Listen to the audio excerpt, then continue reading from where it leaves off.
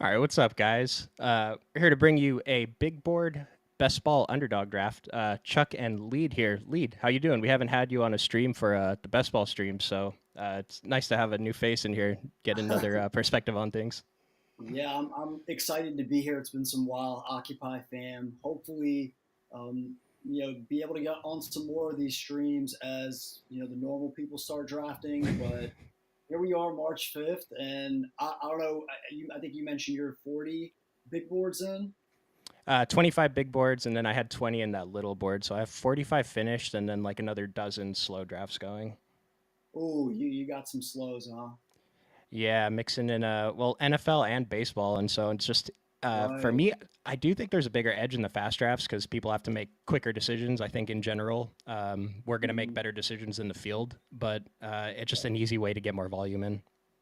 Yeah, that's it. And you mentioned baseball season. Are you doing? Is it dingers? Is that what they're called?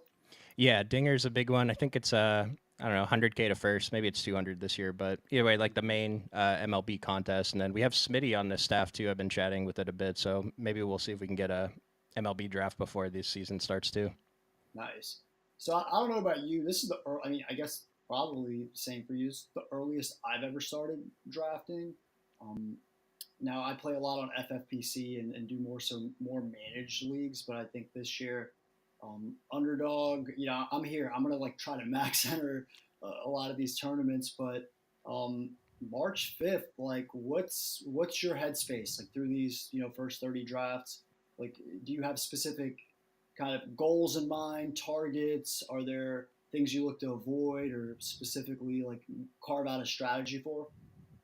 So it's like once we get later into the draft season and the takes start flying on Twitter, it does influence you when you see four guys who you potentially respect, saying this guy is undervalued. You're going to start Yeah. taking him, and the market's going to catch up. Like Kyron Williams, for example, last year was like the hot guy who ended up Mhm. working out. And so right now, I'm trying to find those guys before they become popular. There were a couple rookies who made a splash in the combine who are going to move up in boards. Jalen Wright is the big one I'm thinking of. Yeah.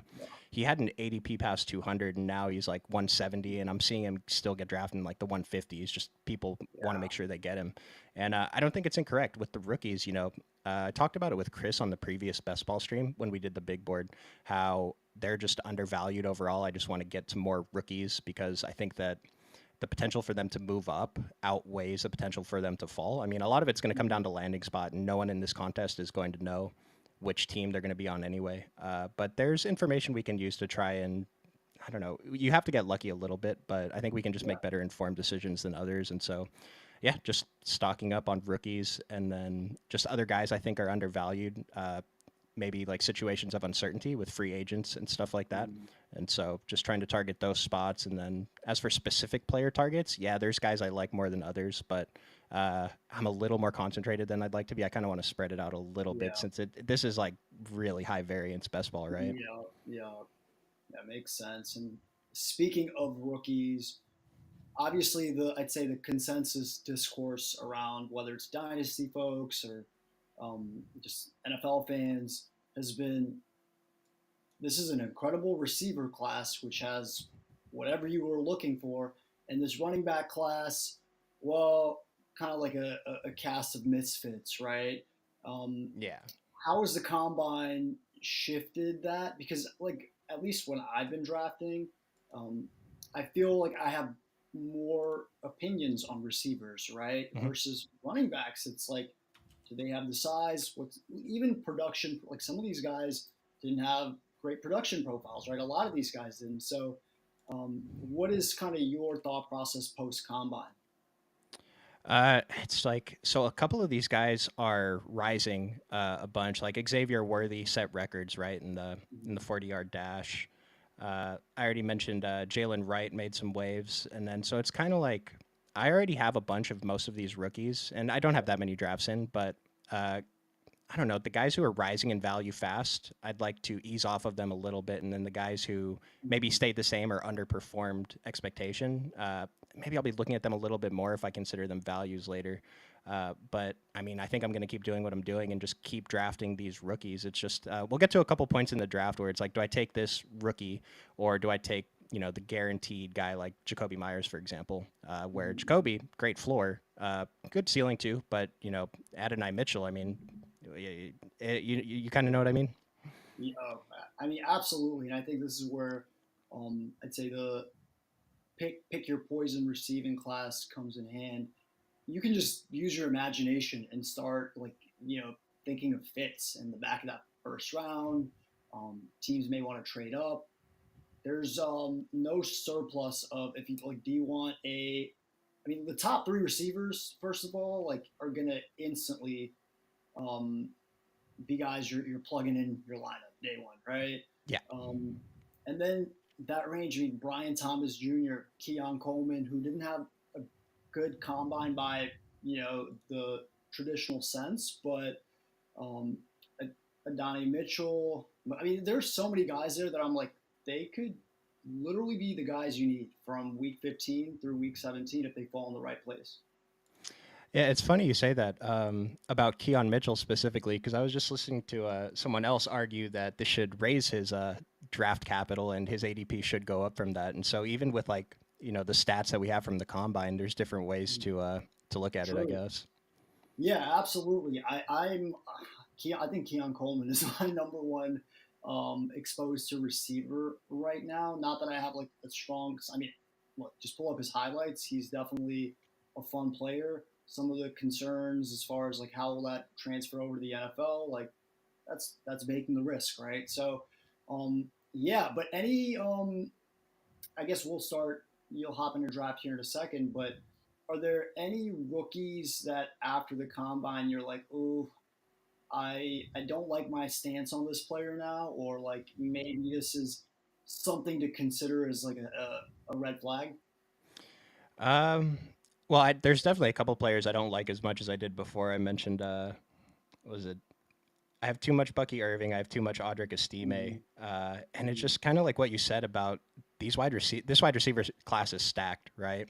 yeah. And would you say that like the landing spot for these wide receivers matters less than the landing spot for the running backs? I would say it does because the ability to like make an impact as a wide receiver, especially in best ball, like like someone like Devontae Walker, like he could be a second round pick to the Commanders with Drake May, and he could just be a okay advance rate player. Then down the line, like could take off, right? Or um, fill a role there. No one before the draft would look at as Washington would be a great landing spot for him, right? But you can easier tell yourself stories of how some of these guys can either be promising number threes tied to a good quarterback or instantly thrown into opportunities. Whereas with these running backs, like it's how do you get to like a real impact difference making role?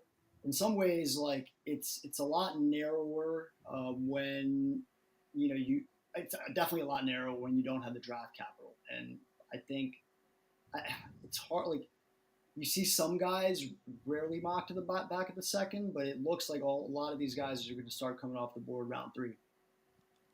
I like that.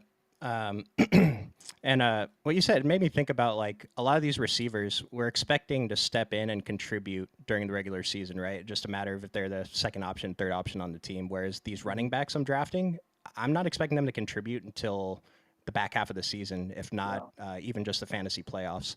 And so that's yeah, something to consider too. That I mean, we're going yeah. to feel better about the receivers than we are the running backs, but it's just like the zero RB strategy has been so strong in best ball that Yeah. I think you're just taking it to the next level by potentially getting these rookie running Correct. backs at a seemingly awesome value. And I think the question I have to ask myself, like you mentioned, Bucky Irving, right? Didn't have just given his size, like, and just really the combine was not great to him, right? Like what Hmm. I'm looking for, if I'm gonna roll the dice, is I want it to pay off. Meaning, there's a path for an NFL coach to trust this running back to get a workhorse role, right? Hmm. Or obviously, if that's not the case, you want them to go on a good team where maybe they get a lot of touchdowns. They have the size to be featured inside the five, but we don't know the landing spots yet. So kind of leaning more into the prototype and weight, size, draft capital. Like we don't know the draft capital, but we do generally know kind of the profile, right? Yes. Is this guy more of a, two down grinder? Does he offer something in the passing game, like a Will Shipley, for instance, right? Mhm. So definitely things to really think through is like, what is the archetype of this back, and Mhm. how many outs do they have if whatever situation they land in? Yes, yes, I like that. I mean, we're all just trying to find that Kyron Williams at the end of the draft, right? Like, no one had Right. Kyron in the big board last year. It was post draft that Mhm. people got on Kyron. But I mean, if you And the can thing find the is, even Kyron in the big board, you win. and look, Kyron, like I think it's an interesting conversation for many reasons. One of which is the archetype, right? I think it was hard for people to imagine. I can't remember exactly what he weighed out of the combine, but like this is a guy who can be on the field and have at some points like 85, 90% of the work, right? Yeah, and if I'm remembering correctly, he did not look great after the combine, or did he? No, Because he I didn't know. dress Okay. well athletically, um, and that was the thing, right? And it's so athleticism, I think, tends to matter less for the overall running back production. However, it can impact the draft capital, right? And when you look at the high upside, hey, if we're going to spend a second round pick, like, teams that's still a premium pick, right? Like, Yeah. and for a running back, the starter threshold, it's like for a lot of teams philosophically, oh, this guy is a capable starting running back. That's not worth a second round pick, right? Hmm. Like, Right. And so let me ask you something. Like, and by the way, guys, I jumped in a draft. We need six more if any viewers want to hop in this draft with us. Uh, so Xavier Worthy, he set the combine record for the 40-yard dash, right? mhm. Uh, I have to imagine it affects his draft capital a little bit, but like as far as like actually translating to production on the field, I mean, I think the comparison lately has been Henry Ruggs. Like he went before a couple of very elite receivers, and he's not even in the NFL anymore. So with Xavier Worthy, like I was already pretty high on him. His ADP was about 140 a couple of weeks ago, and he's already up to 124. And so, like, do you think that that Yeah. one drill at the combine is worth 20 spots in ADP? I think no, not for that reason. I don't think that's the reason you should elevate Xavier Worthy. But I'll say like I'm not a film guy, but I watch a lot of football. So like I've watched extensive highlights, done my research um, on these guys, and Xavier Worthy, like he just pops out. Like, so number one, how he wins, right? Like, be a little surprised at his size. Like, he does not play like he's just that small. And then his production off the get, right? As a freshman, like the targets he was eating as a freshman is it's pretty insane, like for a profile. So those would be reasons that I think are like rational to take a stand. We always knew this guy was going to be a burner like that. Hmm. 4.21. I'm not going to act like that's not incredible and it didn't serve, but like I guess all to say is how much of a rise is that?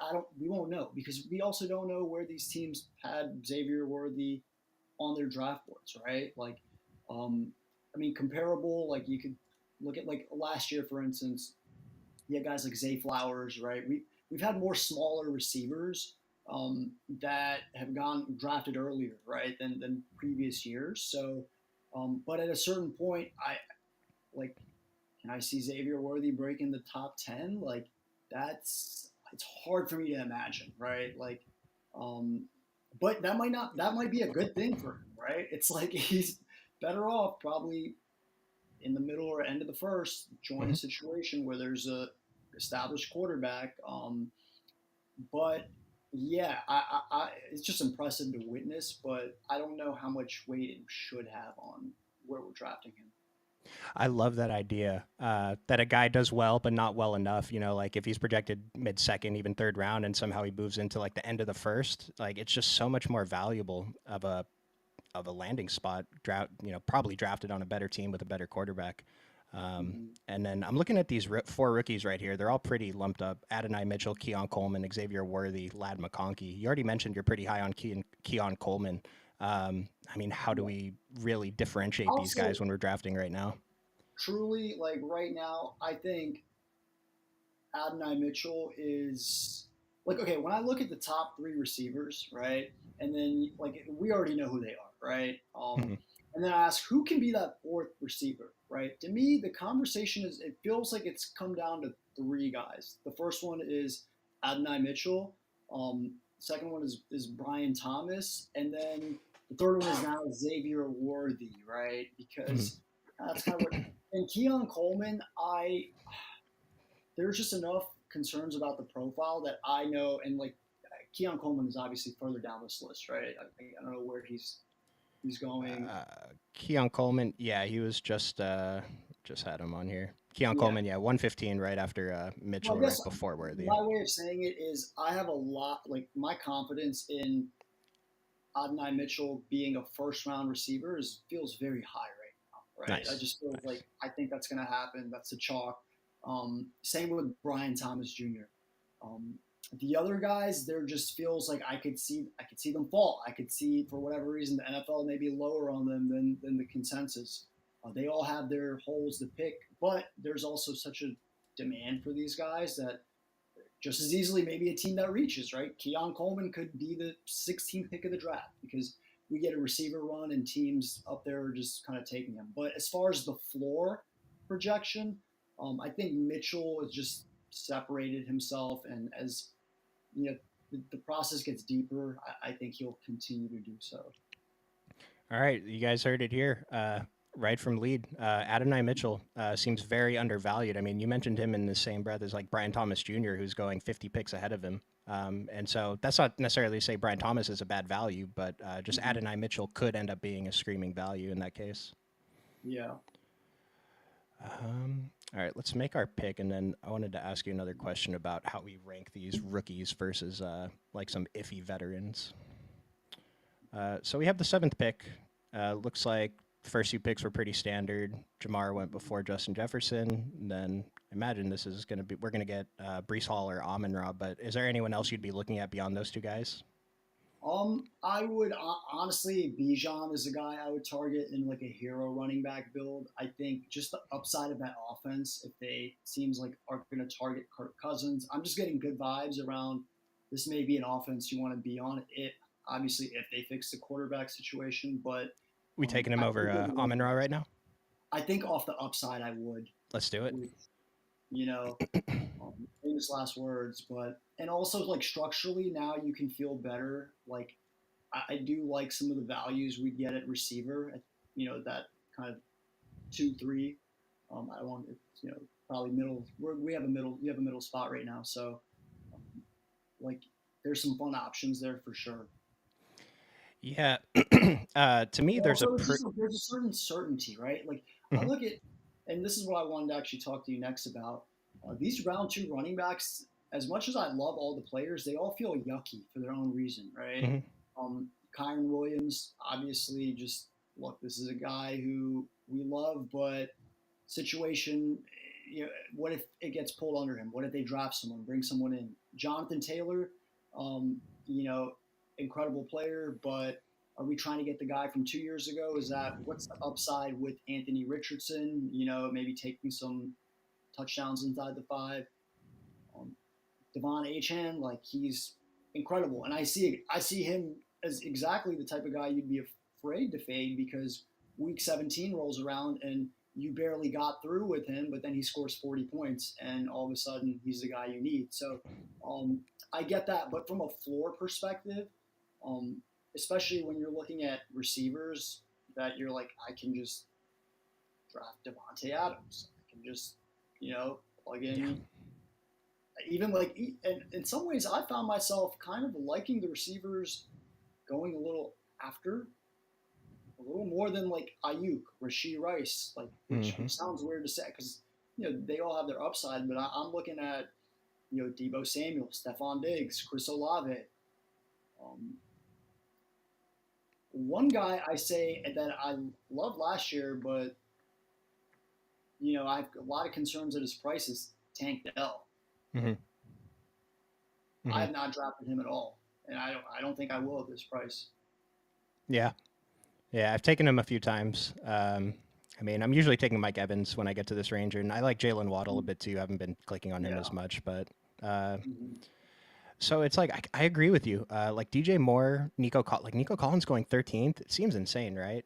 I Yeah, mean, he was great, but Tank he Dell hasn't is. broke well. He's tied to a core. I feel in some ways a little better paying.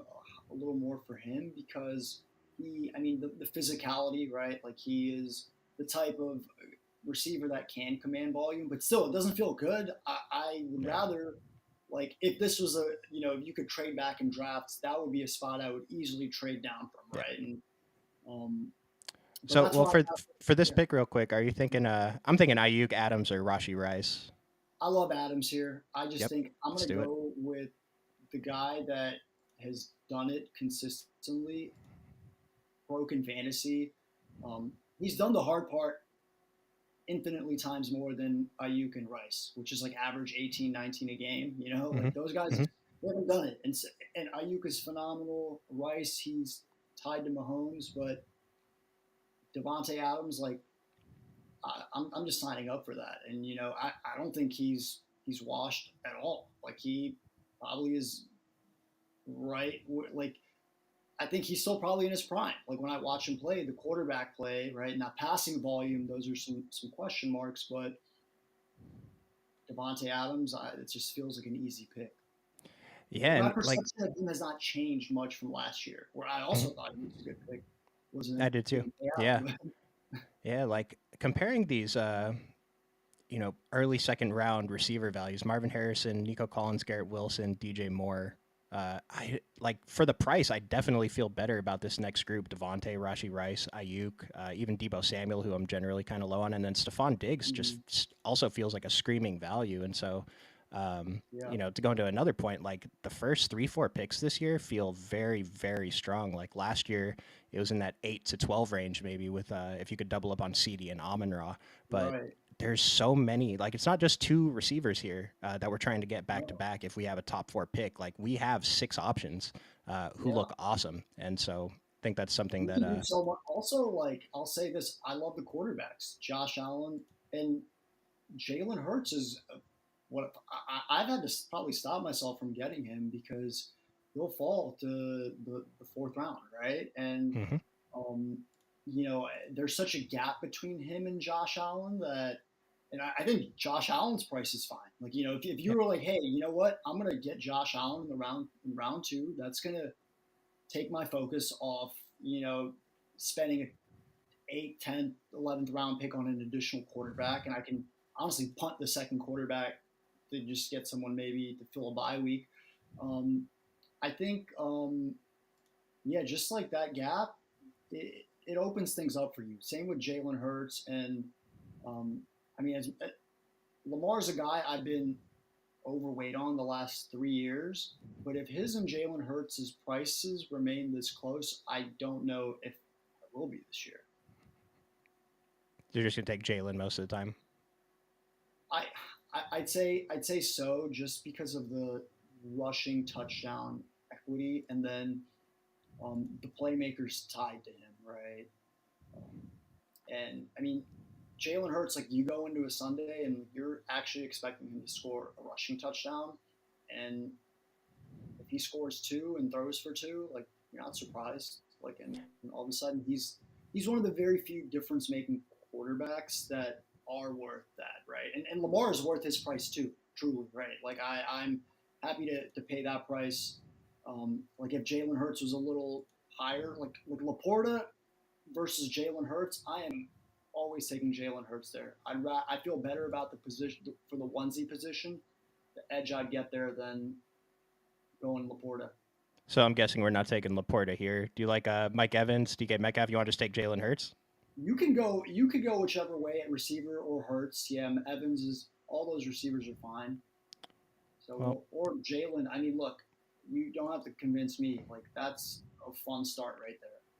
no, let's go for it. And Right. kind of like what you said with like drafting Bijan, we don't have to worry about running back. I mean, this is something I talked Yeah. about with Chris on the previous stream. Is that Miles Sanders is one of my highest drafted running backs, just because I'm typically going 0 RB right now, Yeah. and my running back rooms are extremely weak. I have to draft an extra one. But with like Bijan, the anchor, and especially with Jalen Hurts, we can get away with just drafting one other quarterback Yeah. and be okay. And so it just opens up another roster spot because there are some receivers that I like at the end of the draft. Not really Mhm. any other positions. So Yeah. And then this is a great spot now. I mean, look, I'm also overweight on Travis Kelsey.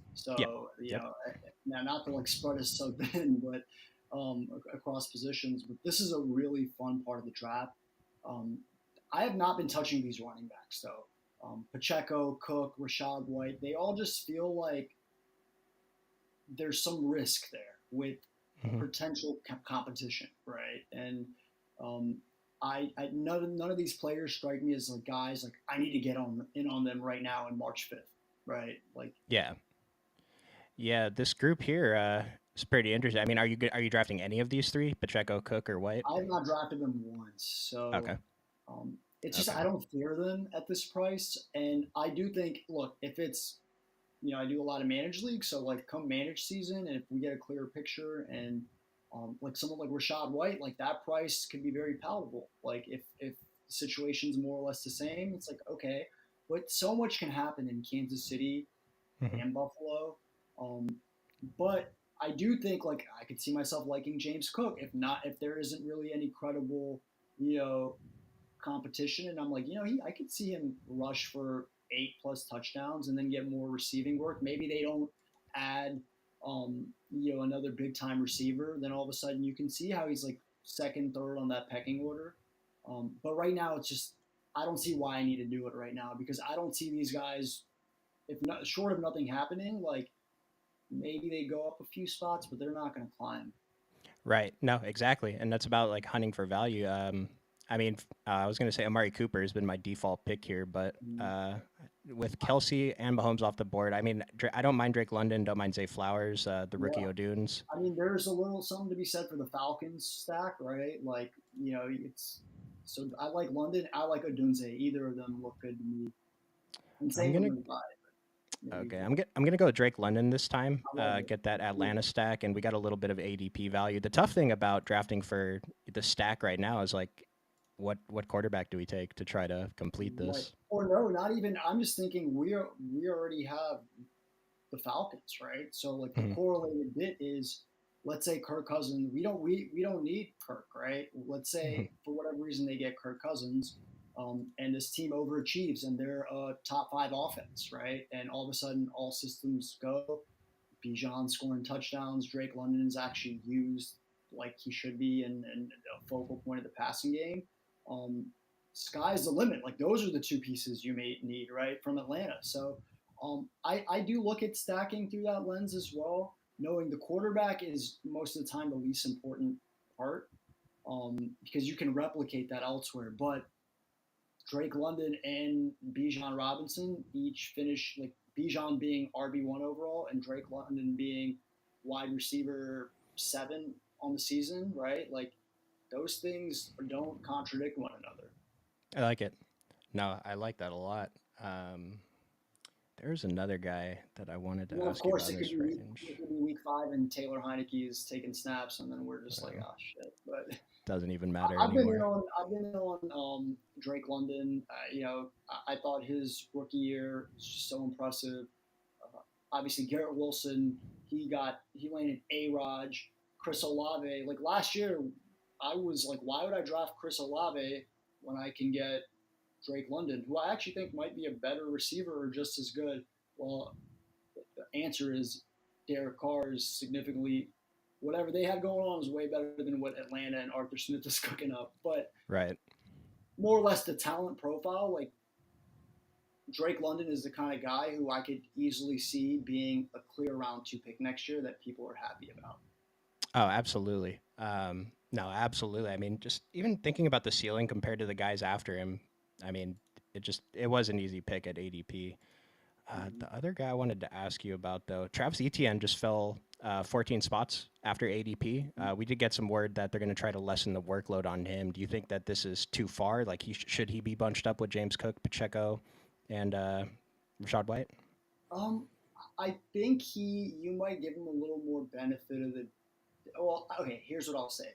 Um, Probably yes. I do think the concerns are valid. They obviously tried with Tank Bigsby last year to get someone else to complement. He did everything he could to not be that guy. And then ETN at this point, like I see him as like he's a very like explosive player, but like he's not between the high leverage touches, which is carries inside the 5 or work in the passing game.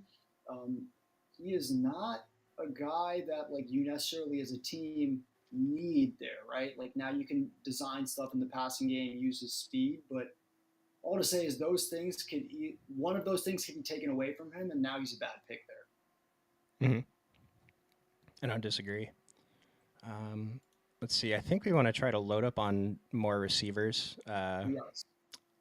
I mean, Jaden Reed looked awesome, but is he going to take on that true wide receiver one workload in Green Bay? I want to have pieces of this offense, but everyone else is just so much cheaper than Jaden Reed. So what I'll say is I actually really like Calvin Ridley here. I Oh, think I think actually number one, like I think he came this close to like actually being a guy people were touting. If you look at his like drop nearly missed touchdowns, like he could have had a 12 touchdown, 1,200 yard season, and all of a sudden now how he was utilized in Jacksonville, not ideal, right? Like they kind of left him on the outside, wasn't really given those like layup targets, but him being a free agent is actually like which seems like today we've got word that he's probably going to test free agency. Um, that could be a good thing. And you saw like I don't know, you had a chance to see Matt Harmon's reception perception, but his charting on Ridley last season was phenomenal. It's like this dude gets open. Yeah, he's not. You know, he's probably not a guy you're looking at this point with like to have like top three, top five upside, but I mean, just don't like I could just see him. He has a wide range of positive outcomes. Like, let's say I'm just throwing teams out. Let's say he steps in Dallas, right, and is their number two receiver, right? Um, that's a situation where I think he could be a low end wide receiver one, right, with CeeDee Lamb with in that kind of passing offense. You can put him on. You can tell yourself a lot of stories where Ridley is a top two option, and he's going to get paid, I think, like it. So why not? Like buy the dip. That's how I look at it. Is he? Dude took time off. Like there's some rust there, but like he wasn't awful. Like he just didn't yeah. deliver on that third round, second at some point second round ADP. But we're getting him at this point. Round middle of round five. He'll be Yeah, and probably in the line. for the last few weeks of the regular season, he was one of our like bigger underperforming wide receivers. Like the air yards were insane. You just catch the football and you're good. Yeah. So what are we thinking about here? Do we like going elite tight end or taking DeAndre Hopkins? We have George Kittle, Kincaid, Mm-hmm. Yeah, Christian I'm not Watson. afraid to honestly take a stab at Alvin Kamara. I usually I don't want to force a second running back. Like usually this is like my first kind of RB I'm taking, Mhm. but like here's the reality of it. Like if he's going to be on the Saints next year, and he's playing with Derek Carr, like he's going to have an opportunity to score a lot of fantasy points, right? And he is one like he is a true difference maker passing game. Now you get a new offensive coordinator who hopefully can find better ways to use them outside of like running them straight up the gut, right? Like we get some more of like the Kyle Shanahan zone scheme. Like let's let Alvin make decisions and like stretch the defensive line. I think that could be a good fit for him. And on top of that, it's I mean once again like he scores fantasy points, right? So yeah, he could fall off, or all of a sudden they let Kendra Miller do his thing. But like at this point, like every running back has concerns, right? Would it surprise you if it's week 15 through 17 next year and Alvin Kamara just had a 35-point game because he had 7 catches and a touchdown and rushed for one? No, not at all. Like so, and then on top of that, it's like they have Chris Olave, but it's a team that they don't have that much cap flexibility. They're probably not, there's a clear path for Kamara to be second on targets. So we know you like Kamara. What about these other guys? This older running back room, kind of with uncertain situations. Josh Mm-hmm. Jacobs, Derrick Henry, Aaron Jones. I'll throw Ramondre Stevenson in there, and then Yeah. Austin Eckler. Do we feel Mm-hmm. good about any of these other guys? You don't feel good about them because you don't know where they're playing, right? Right.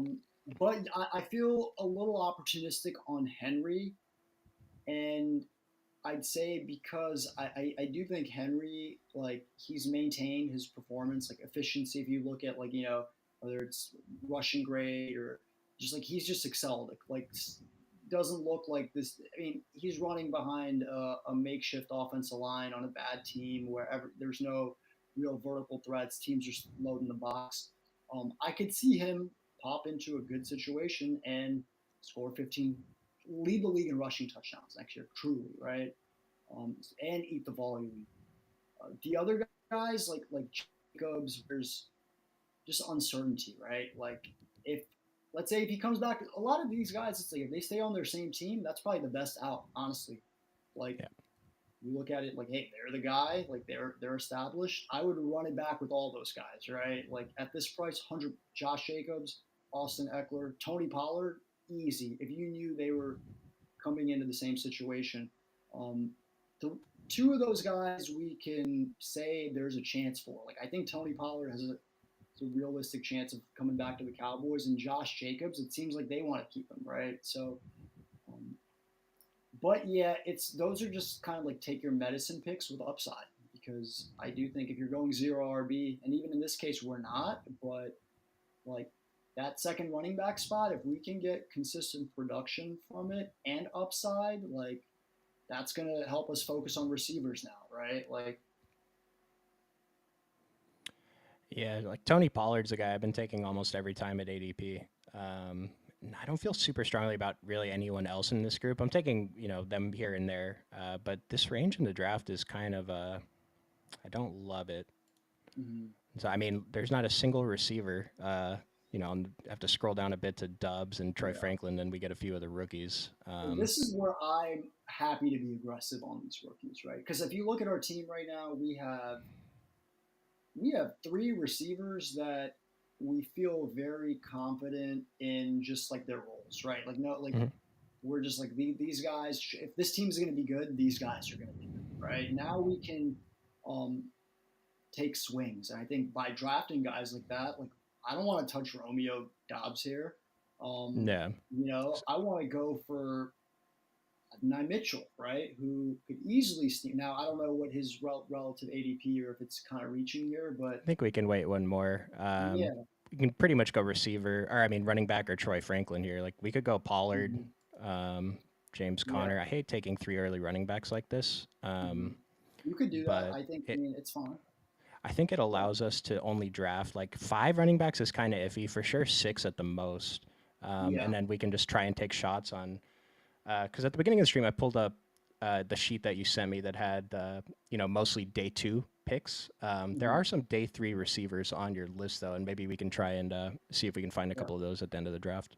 Yeah, I mean, honestly, at this point in the draft, too, like at least from my experience, I feel like we're gonna be able to, in the next like 4 rounds, like draft at least two receivers that are gonna be top 40 picks in the NFL draft, Yeah, which is like, I mean, that's good, right?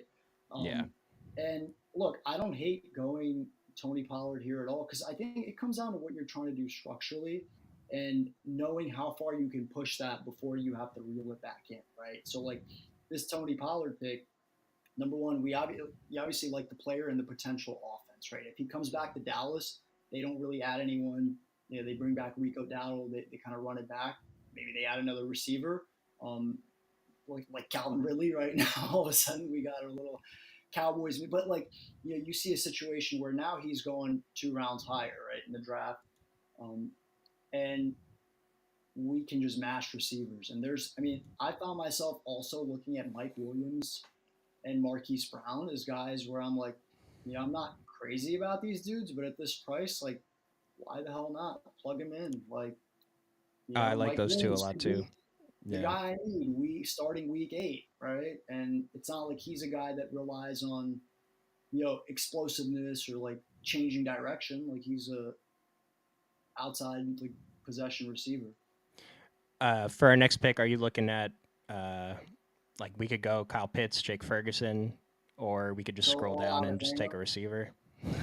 Yeah, I mean, we could go all out Atlanta. Why not, right? Like, it sounds crazy, but sometimes it's like, let's lean into a crazy strategy, and $10 will be different, I think. And then maybe ping pong some of these weeks, right? Yeah. With the format of, um, how this works each week. A lot of teams are getting eliminated. Maybe Kyle Pitts or I said Drake London has a 4 point game one week, right? But Kyle Pitts has 20 that week, and then next week there's many ways it can kind of work out.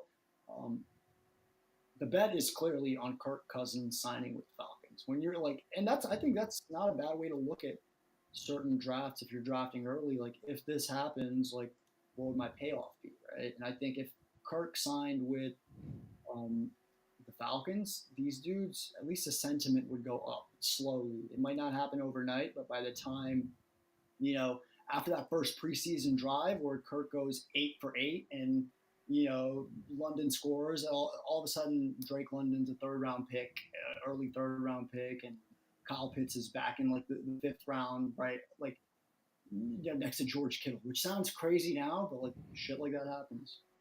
Oh yeah, I mean it's probably going to be tough for Bijan to rise above the seven He eight won't, pick, yeah, he's stuck there for sure. but Pitts and Drake London definitely could see him in the third round, and Pitts. I mean, this feels like a good value for all of them. They could definitely all exceed their ADP this year at Mhm. these prices. So we So missed out. Unfortunately, we missed out on Adonai Mitchell, which that's okay. But that's kind of one of those things too. Is like there's some variance with these rookies, and all it takes like someone at the turn, like I'm not getting him if I don't get him now. I'm taking him. So yep. who are you looking at next? I know I've been talking a lot, and sometimes I might distract us. Well, like if I need a receiver at this point, the guy I've usually been defaulting to is Jacoby Myers. But you've Mhm. mentioned Marquise Brown, who I think if he stays in Arizona, I think he still has a safe floor who could flash that Yeah. ceiling sometimes. And then if he goes somewhere else, I don't know. I think people, maybe the public kind of thinks his ceiling is higher than it is, but I think his floor is still strong enough that we can take him in this Mhm. range, especially when we're a little thin at receiver. Mike Williams, Keon Coleman. Um, Probably don't have to reach on anyone past that, but Keon Mhm. Coleman, Mike Williams, Marquise Brown, Josh Downs, Jacoby Myers, even Cortland Sutton. Mhm. Yeah, all those look good. I'll let you kind of decide um, what you're thinking there, but definitely have some good options. Um, I'll take the rookie since we've been talking about. I was going to take Yeah. Jacoby. Don't know. Like, I don't think Devontae, even like maybe Devontae doesn't play in Vegas, but Mhm. like we're overloaded to the Atlanta offense. I don't know that we want to be overloaded to the Yeah. Raiders And offense. then they end up having the same bye week, and our team scores 10 points. Yeah, Um, yeah, so I'll say, with, I go on the consensus mock draft board or big board just to see where people falling post combine. It takes some time, I think, for all that to update post combine. But I am wondering what the Keon Coleman sentiment is because, like I said, he's my highest drafted receiver. I never feel good about anyone I draft that much, right? Because yeah, it's like yeah. you have to question like, how did I end up here? Like, what is directionally bringing me here? But um, still think, I mean, you look like you're in a good spot to take some more rookies. And with this sort of build, it's like it's cool to take three straight rookies, and even if two of them miss, like it's 20 round draft, it's a very early draft. There's going to be attrition across the board, like and at the end of the day, players get injured, they come back. Some players get injured, they don't come back. Like there's just so much chaos that like I don't like to put rules like, well, don't now that you drafted a rookie receiver, maybe don't draft another one. It's like with the structure, we can lean into some more risk. Well, especially on this team, since we're probably going to have 9 or 10 receivers, I think we Mm-hmm. just keep taking shots. And like you said, if two of them miss, it doesn't matter if the third one's like Rashi Rice coming out in the fantasy Yeah. playoffs.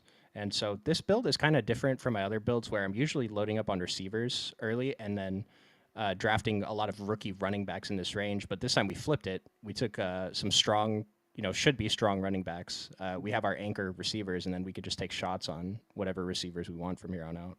Mm-hmm.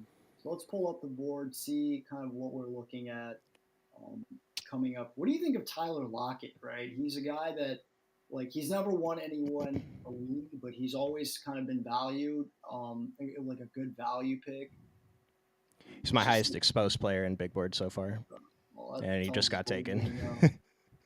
So um, Mike Williams is a fun pick, I think, because we know the upside, right? And yeah. there's he has a lot of outs, I think.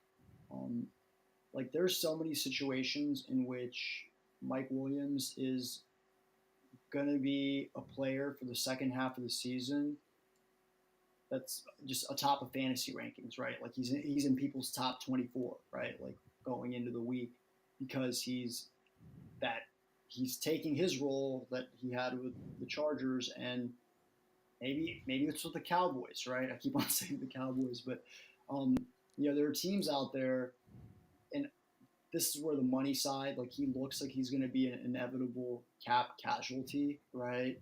Um, but then you wonder, what is his market? What is he looking for? Is he looking to be? Is he ring chasing? Is he looking for you know something within coaching, a specific role? Is he looking to whoever pays him the most money? But if he is like open minded, like what if he takes a cheap deal to go to Buffalo, right? Or what if Hmm. um, you know, coming off the ACL is like I can go into a situation and make an impact in the playoffs and then get paid the following year, right? So I don't know what his agent is thinking, but maybe it's to come back to the Chargers. Honestly, maybe they agree to some pay cut or something. That's basically my thinking on a lot of these receivers where we're not sure where they're going to end up is like, well, what if they sign with the Chiefs? What if they sign with the Yeah. Bills? And then And it's like the wider that net is, where you're like, it could work out if he signs here, right? It could work out if he signs on the Titans, right? Like it could work. And when I see a player like Mike Williams, especially for best ball, like this dude can score touchdowns, he can have big plays, and he is most likely going to be running a route like 85% of the time. well, back to the value thing I was talking about earlier, like how many situations are there where he rises in ADP from going to a new team, or we just get confirmation he stays on the Chargers, and then how many situations is he really falling if he goes to another team? And I think, he's really not going to fall unless we get news about his injury. He can only go up. Mm-hmm. Yeah, I think so. And, you know, obviously like with the pop and things like that, it really it's hard to say how sentiment reacts because a lot of times it's like things just happen and then it slowly like the sentiment can just change and then depending when you start drafting more like you'll get more variance right with this guy now he's going in the eighth round Hmm. versus 11th round um, but Mike Williams just seems like a guy who like it's hard to see him be a zero next year. It just is. Yeah. Same with TJ Hawkinson. And these are dudes coming off serious injuries, but when I look at their game, I don't look at them as dudes who win purely off athleticism, right? Um, and I think, I mean, like Mike Williams, not these guys are obviously really athletic, but more to say is, cutting. Like I was more concerned for someone like Brees Hall, for instance, right? Like a Hmm. running back who um, is so athletic and relies on like these like creative, explosive cuts versus Mike Williams, where it's like, see, learn to go route, a post, a comeback, I can see him function in a way that even if he's 85%, still have 15 plus 20 plus fantasy games. So we're up in two picks, and when I get to this again, another spot where I just don't love these receivers. Like I'm taking Jerry Judy way more than I probably should, Mm-hmm. just because I mean he's a familiar name. Right? I'm taking Gabe Davis a bit, but I This is find what I think myself. you got to not be afraid to just take a rookie, um, truly. And I know, like, even like a guy like Roman Wilson, just one of these rookies, or you could obviously take, like Jahan Dotson or Jerry. Like I don't know. I'm willing to roll the dice and take a guy who is and not forget ADP value, right? Like I'm not drafting 150 teams for this tournament. You may be drafting closer to that, but for each build, I'm less focused about like squeezing ADP value. I think.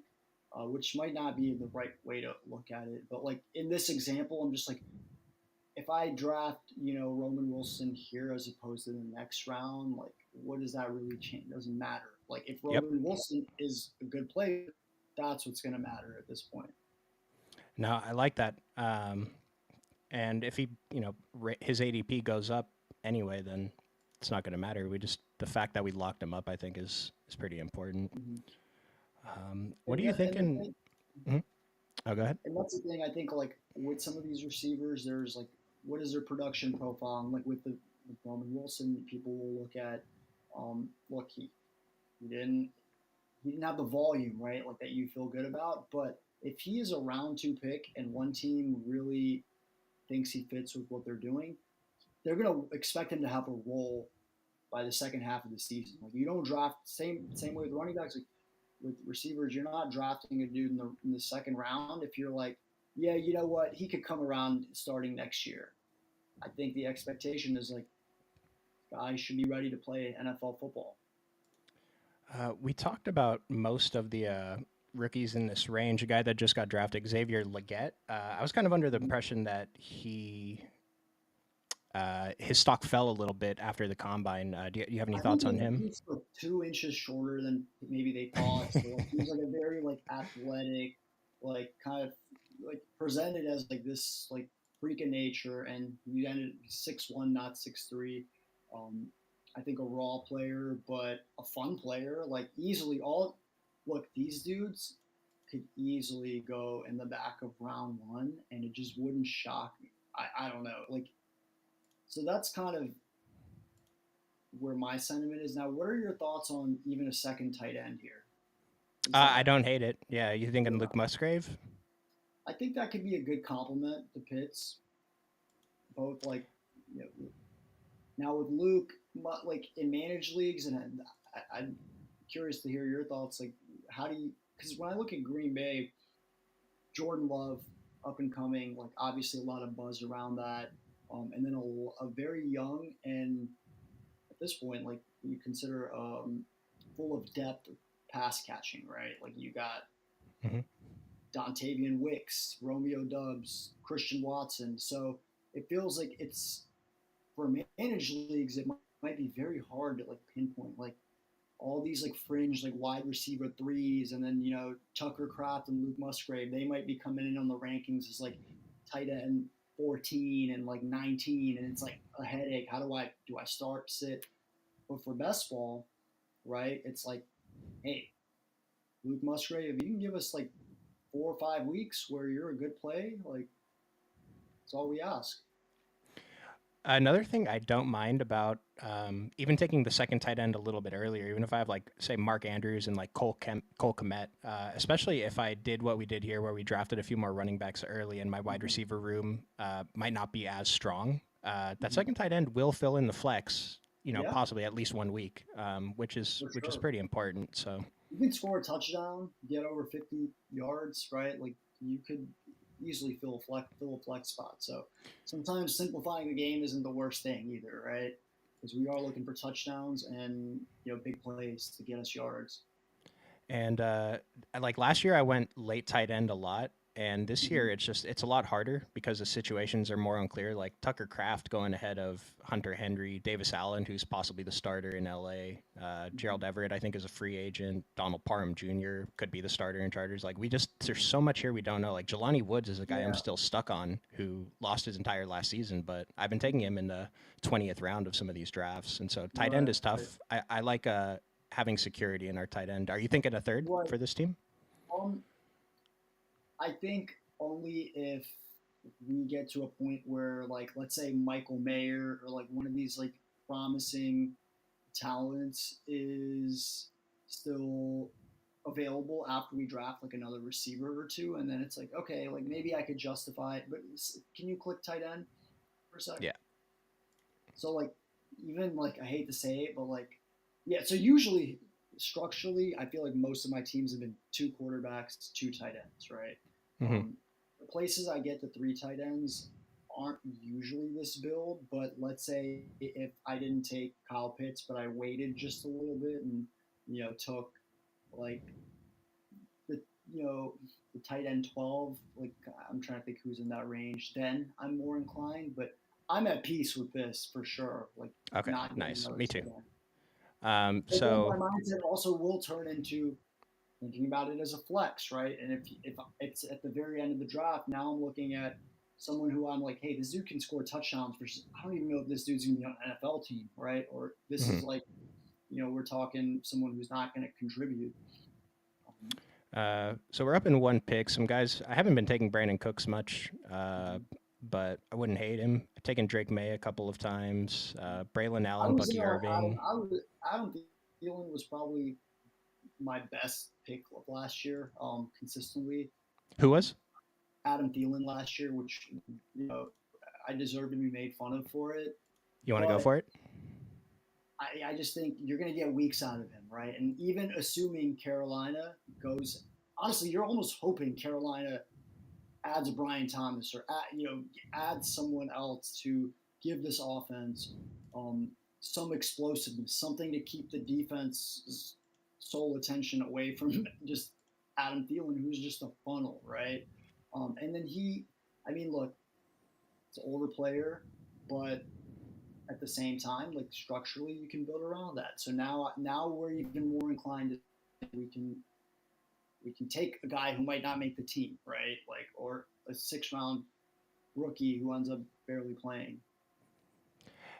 One thing I like about this too is so I'm guessing we just want to go two quarterback on this build since we have the presumed QB2, and Yeah, one like I'd say it gets tough at the end because like Derek Carr probably going to start the whole year. Daniel Jones, yep, they said he's going to be the starter, but if he starts the whole year, who knows? Same with like Geno, yep, Will Levis question mark. Russell Wilson's gone, but like Bryce Young, I can say pretty confidently, I'm pretty sure he's going to be starting during the fantasy playoffs, regardless of if he's awful. yeah, I think so. I think that's a safe bet. Um, I think also he's the cheapest, and no one wants to get him, right? So like, what's his Mm-hmm. ADP compared 200, to even Will Levis? So 10 it's like at spots. that. So there's definitely um, he's like just the cheapest guy that we can feel will give us the one, hopefully one, maybe 2 weeks we need him for, right? Yeah, just fill in for Jalen Hurts bye week. Because similar to Josh Allen, like if you're drafting Josh Allen teams, I don't think we should ever be going three QB because Josh Allen's No, floor never. is I've higher than a heard lot of these guys like mid-range ceilings. I've heard some great minds talk about one quarterback builds, right? When you I go don't with hate it. Allen Yeah. and Hurts, and you pretty much eat the bye week. And the idea is, if my team is going to be good, that bye week is not going to cost me in the advancement. And also in a tournament like this, 3 of the top 12 advance, right? That's another thing to note versus the Yes. usual Yes. 2 of the top 12. So, um, my argument against that is like, what if Jalen Hurts sprains his ankle? Or yeah, he's a tough guy, but what if he misses 2 weeks? He gets concussed, right? Um, I don't want to just spread myself too thin where like a Jalen Hurts couple week injury ruins a potentially good team. What are you thinking about here? I mean, Wandale's on the board. I mentioned I'm trying to get away from Audric Estime, but still don't Yeah, mind him at the price. And I then don't Zach mind Moss him. and Algier too.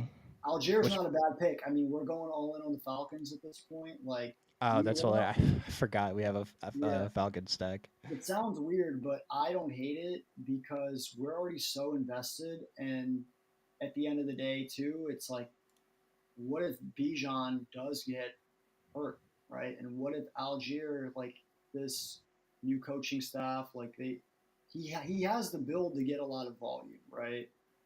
Now, is there a chance that they bring someone else in? It's like, sure, right? But he's, I think, I don't know.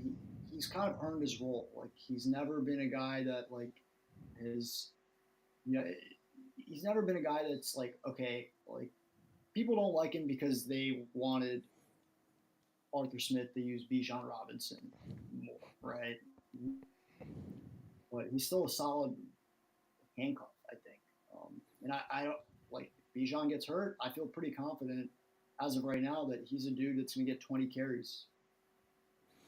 And You know, well, like back to what we were just talking about with three people advancing rather than two. And how I mentioned a couple of these guys, like we talk about ceiling all the time because that's what we want. It's what we need to win a best ball tournament, right? But Mhm. floor definitely matters.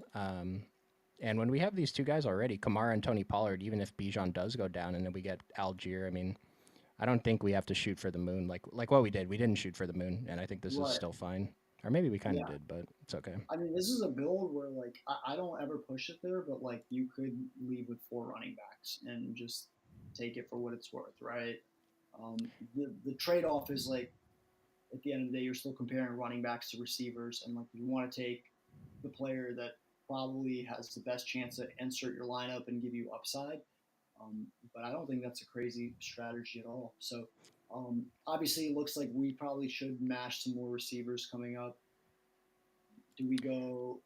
Do we go young? Are there guys, um, that like day two, day three guys that we want to take a stab at? Ricky Pearsall and Ricky Devontae Pearsall, Walker are two of the love guys I'm looking at in this range, and then after love that, love.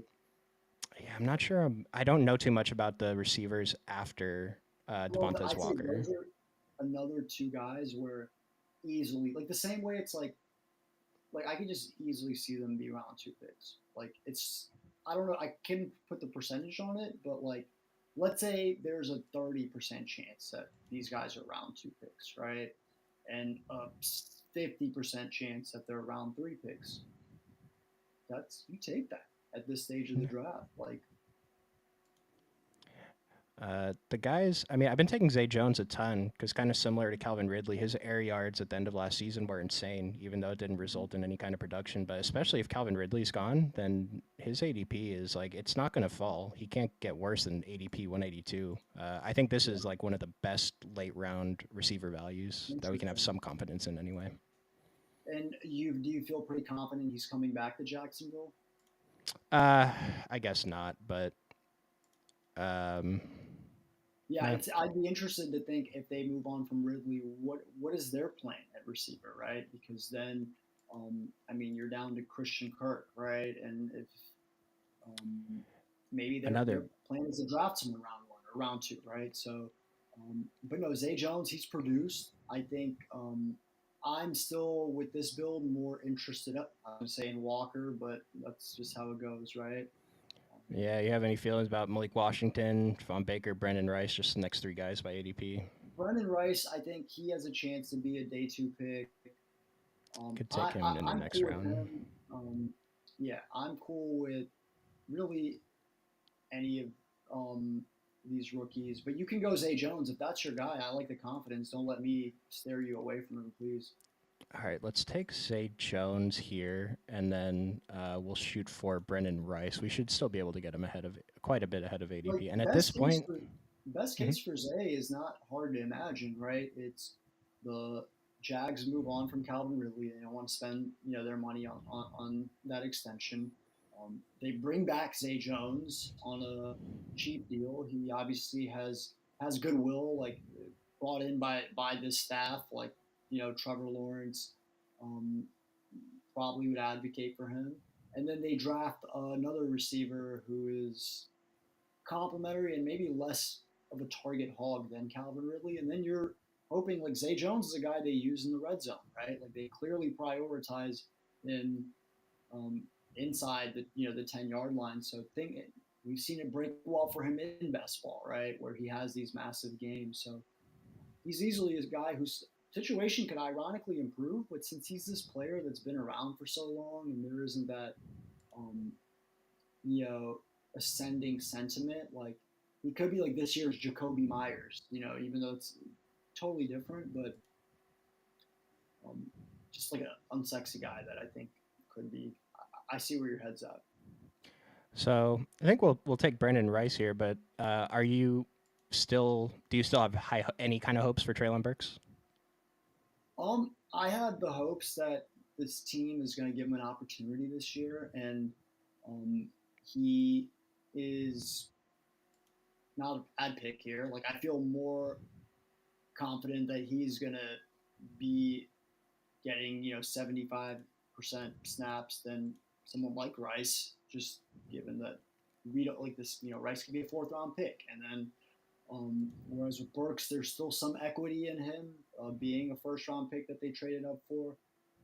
But it's a new coaching staff too, so like that could work to his advantage, right? Like maybe, um, they'll make the most of what skills he has. He seemed better suited for the slot coming out of college, and I think he was a guy who also like athletically um, almost underwhelmed people at the combine because people were thinking, hey, this is going to be like this kind of freak of nature, like we can cover from the early production because he has this like explosive playability. And I don't know if we haven't really seen that. Like we've seen some flashes his rookie year, like that game against the Packers. He kind of showed like okay, like tough contested catch, like can run routes in the middle. But maybe it's just been an awful situation anyway. So um, I don't think it's a bad pick. It's just Well, it's one that historically you'll say is not doesn't have a good hit rate, right? He's third year into the league. Um, but you could say the same like Nico Collins, right? Like last year, not comparing them, um, but these things do happen. Like someone steps in, injury luck, bad situation, all of a sudden everything comes together. Quarterback's there, team improves, player improves, coaching caters to the player's skill set, um, which we saw like with the Texans last year, right? yeah, I'm pretty low on Traylon Burks myself, but I will say with him, Will Levis, and Chigakonkwo all going this late, I don't think it's a terrible stack to shoot for late in the drafts. Yeah, I mean, if you're in a desperate position. Yeah, if you need it. I mean, I don't hate Chig as a late tight end option. He feels like No, one I of the don't. stronger ones. So I don't either. So structurally, what are you thinking now? We have 14, 16. You have four more picks, right? yeah, I want to lock up Bryce Young, um, so we don't have to worry about that, and then leaves us with three more. So So free agency coming up next week. It's fun, right? Like the tampering period is about to begin. Are there any backfields that you're like, man, if um, let's say if like, are there any backfields where you think are going to be like where you want the top guys to go outside of their initial, like Barkley not coming back to the Giants. Like everyone said, Barkley to the Texans. Are there any other things that you could see play out that you be pumped about? well, real quick, Bryce Young just got taken. I mean, do we want Mm-hmm. to take Daniel Jones as our backup quarterback or shoot for one of the rookies like JJ You could McCarthy take or Daniel Jones. I think Daniel Jones is probably okay. I mean, hopefully Jalen Hurts' bye week isn't like week 16 and the Giants end up drafting, um, like JJ McCarthy or something. yeah, yeah. But whatever. If that happens, we'll eat it. And so your question was who could land in a different spot that might shake things up, one of the bigger free agents.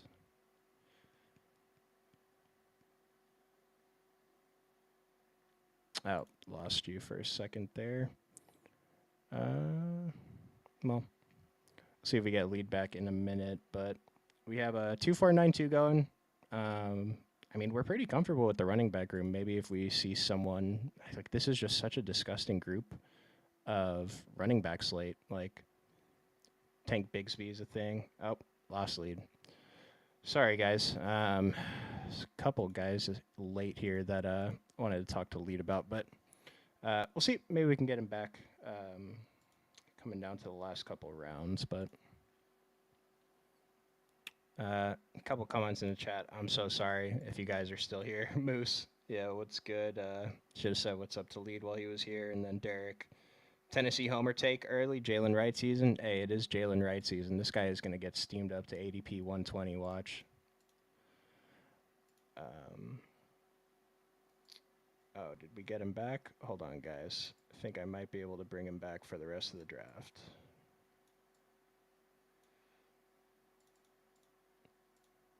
All right, lead. Can you hear me? I am back. My apologies. Oh, you're Totally, good. computer died on me. I was looking at it, realized that it was Uh, too late. well, we What do have we? 10 seconds to make a pick. Do we like Jermaine Burton, Andre Iosivas, Oof. I don't Tyler want to. Boyd? Um, I'm gonna go with the Acevas. He's kind of like a rookie, right? Except we know that Joe Burrow kind of likes him a little bit. Joe Burrow kind of likes him. I mean, he showed some flashes for sure. And if Tyler Boyd, it just would make sense that Tyler Boyd's not coming back now. Yeah. They could pull the rug under him and draft another receiver, but at the same time, it's a team that does have other needs. And you know, when was he drafted last year? He was I want to say it was late, but second. Well, at least I mean, let's see if I can find it real quick. Sixth round. Yeah.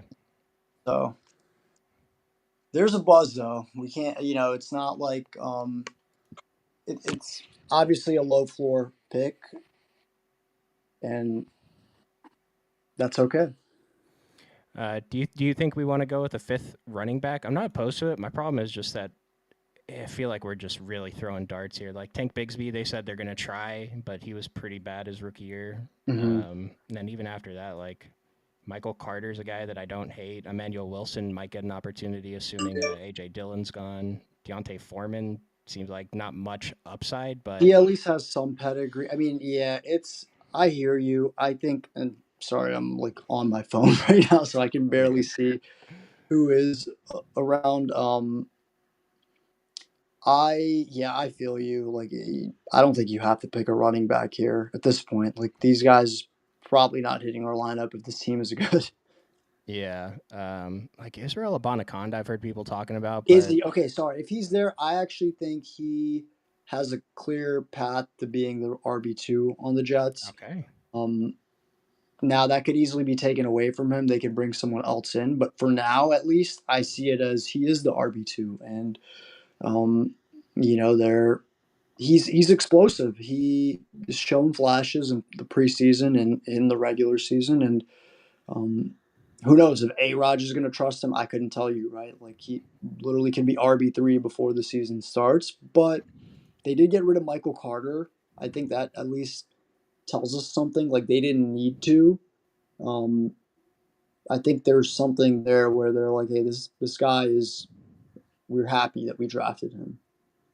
okay. Well, survive four more spots, and we can maybe we can take Izzy, and then probably just gonna take another receiver. I mean, I really don't know any of these rookies down here: Johnny Wilson, Jalen McMillan.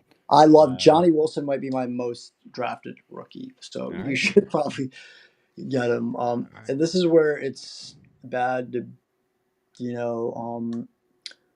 I'd say I don't like making too many stands on players that I'm not overly confident in. But what I am confident in is that if Johnny Wilson is picked like second round, then boom, like that's you already win just off the value there.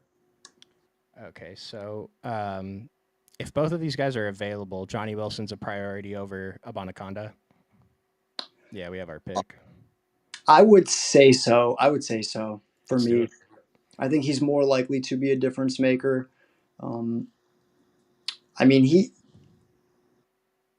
I want to see. So he's projected to go 100th overall, which is, I mean, that's mid third round, right? Mm-hmm. Or no, fourth round, I guess. Fifth round. Um, Oh, like the but 10th, this 8th, kid is 6th. he's like 6'6", 230. Like, yeah, he could be our Mike Williams, right? Like, um, and the production is just not there for a lot of these dudes. But at the end of the day, we'll see what the NFL has to say about it. And I just think he's another one of these high variance guys where, like, once you're in the second round, like some of these teams might be looking at who has the most potential and also the highest score. And maybe he's a guy they look at as like, at least we know what he's good at and what he can do, and he's going to be on the field. I like it. All right, one pick away, and we can still get Izzy too. So Mm-hmm.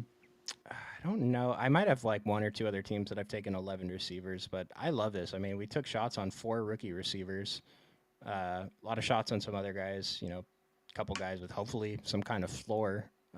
But This team turned out. I mean, so it's basically Atlanta with a bunch of rookies and Jalen Hurts. I like it. Yeah, yeah, we'll see. It'll be a fun one to kind of follow, and hopefully, and thank you for bearing with me. This is Oh, you're kind of good. my first time. I'm gonna get this mic set up here for next time so I can get like you, Chuck. But no, it's a fun time of year. I think for me, drafting early is a good way for me to actually like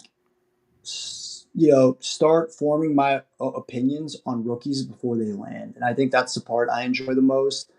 Same with free agents, right? Because we don't know where these guys are going, so naturally we can almost parse out like what do we think of the player profile, the archetype, their past production, their athleticism, like where what sort of puzzle piece are they? And then once they get a landing spot, then you can either bump them up because you think this is a good fit, or bump them down because maybe they didn't have the draft capital, or now they stepped on a situation where there's someone has a redundant skill set and they're not going to leap them in the depth chart.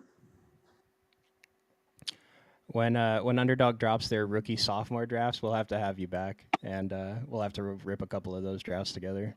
Oh yeah, and um, I know I've been doing some super flex best balls on FFPC. I know Underdog they do super flex drafts too. Have you ever dabbled in any of those?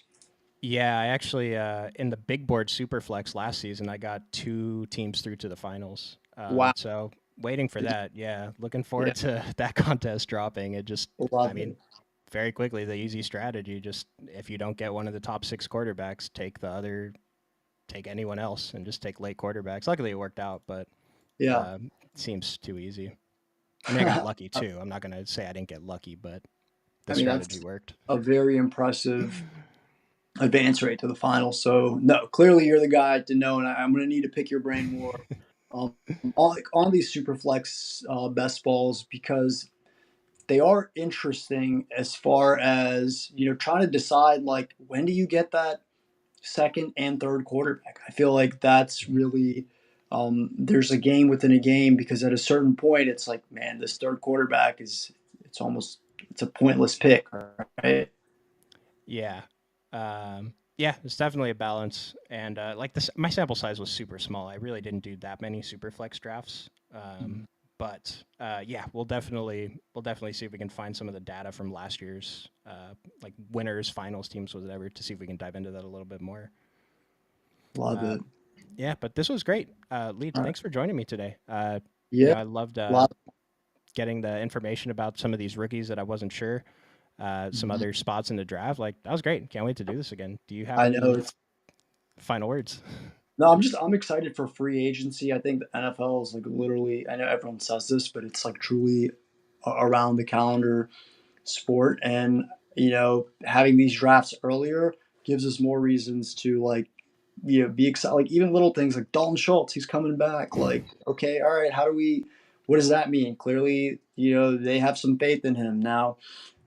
Next week it's going to be that times like 100. So I'll be you know picking your brain on it, and I'm hyped. It's like the start of the actual fantasy season.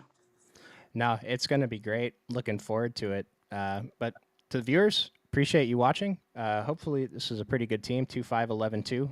Uncommon structure, but I really like this build. So we'll see how it turns out.